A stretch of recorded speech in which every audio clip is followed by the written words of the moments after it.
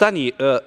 objektivi është që këto kapitull të mbyllen deri në 2027 apo 2028. Pastaj është vendimi politik që merret nga të gjithë parlamentet e vendeve anëtare të Bashkimit Evropian, që marrin një kohë 1 apo 2 vjeçare nëse mos gaboj?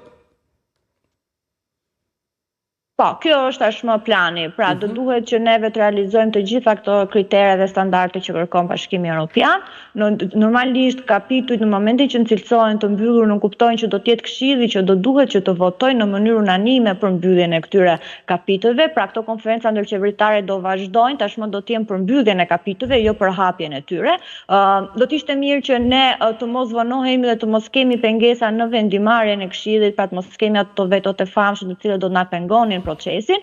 Normalisht mbyllja quhet gjithmonë provizore, sepse Komisioni Evropian dhe BE-ja parashikojnë që mund të ndryshojë dhe ndonjë ligj në vazhdimsi, pra ti mund të mbyllësh një kapitull në vitin 2026, por në 2027 BE-ja mund të bëjë një ligj të ri dhe ti do duhet që ta hapësh prapë si vend kandidat për ta harmonizuar atë me legjislacionin tënd kombëtar, prandaj dhe këshilloj që të mos ketë vonesa në procesin e mbylljes dhe pasi ajo që u thatë me të drejtë, pasi përfundon ky procesi që është më shumë teknik, mbetet pastaj aspekti politik, ai ku vendet anëtare do duhet që të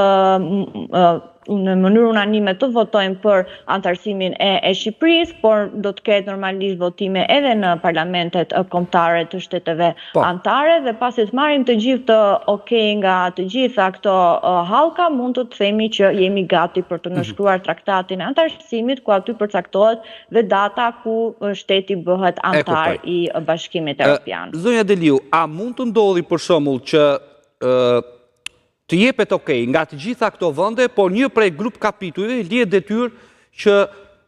të përmbyllet pas procesit të anëtarësimit? Ka ndodhur kjo me shtete tjera, për shembull marrin Bullgarinë, Rumaninë?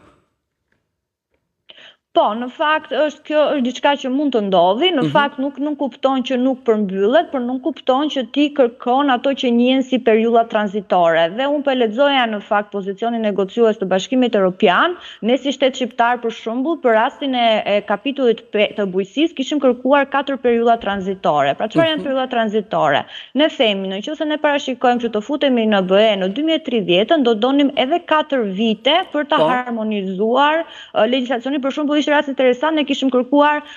5 vite periudhë tranzitore për të bërë të mundur që ne të përafronim legjislacionin ton me direktivën e BE-s për sa i përket procesimit dhe mbledhjes së qumshit. Pra, ne dim problematikën e qumshit në Shqipëri për shembull, dhe kjo nuk kupton që edhe shteti shqiptar parashikon që deri në 2030 do e ketë shumë të vështirë, që jo vetëm të harmonizojë legjislacionin, por edhe të ngrë kapacitetet e nevojshme që standardi i qumshit që prodhohet në Shqipëri të jetë si ai që e kërkon Bashkimi Evropian dhe kërkon këtë periudhën kalimtare apo tranzitore. Pra ne futemi në BE,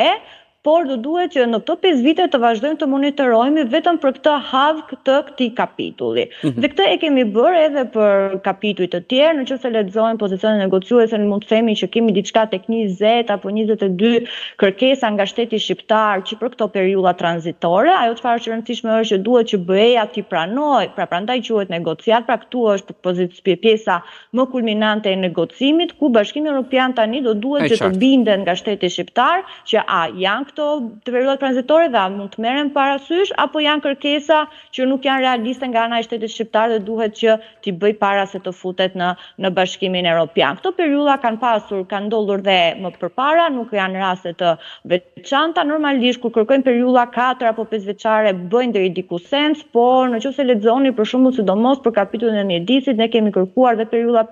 tranzitore 20 apo 25 vjeçare, që këtu pastaj lind ajo pikpyetja që nëse ti ke nevojë 20 vite për ta realizuar këtë gjë, atëherë je vërtet i gati për të bërë pjesë e Bashkimit Evropian, pasi 20 vite janë shumë për të kërkuar dhe për të bërë pra kërkesa të tilla. Ndërkohë që rasti i Bullgarisë dhe Rumanisë ka qenë pak më i ndryshëm, pasi në atë periudhë Bashkimi Evropian e cilësoi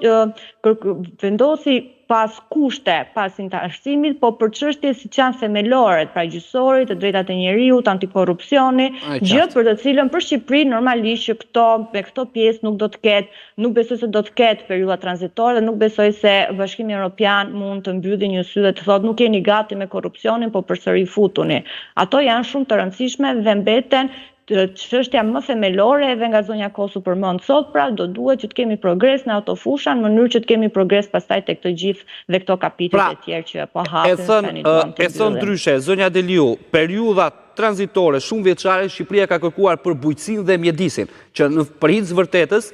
për shkak të kaluarës, por edhe të tashmes, ne me këto dy fusha kemi problematika ndër vite, të cilat janë reale, janë të dukshme, askush nuk mund t'i mohoj. Po, është e vërtet. To janë dy kapituj që në fakt kanë më shumë kërkesa periudha tranzitore, por janë dhe disa kapituj që ka kërkesa tranzitore, por thash janë brenda kësaj logjikës 3 apo 4 vjeçare që është normale për të kërkuar. Për shembull, edhe te kapitulli i punësimit apo i përbarazi gjinore, për shembull, apo për pensionet, ne kemi kërkuar disa periudha tranzitore. Por mjedisi dhe bujqësia ishin këto dy kapituj që unë vura re që kemi kërkuar më shumë periudha tranzitore, sidomos mjedisi që ka dhe afate shumë 10 vjeçare apo 20 vjeçare, të cilat tregojnë pikërisht ato që thatë dhe ju, që kemi vërtet problematika. Për shembull, është direktiva e ujit të pishëm, të gjithë besojmë të vetëdijshëm që ne nuk mund të bëjmë në Shqipëri ujin e pishëm deri në 2030. Pra këtu normalisht që do duhet kërkohet një afat më i madh për vendin tonë për të realizuar këtë, apo për cilësinë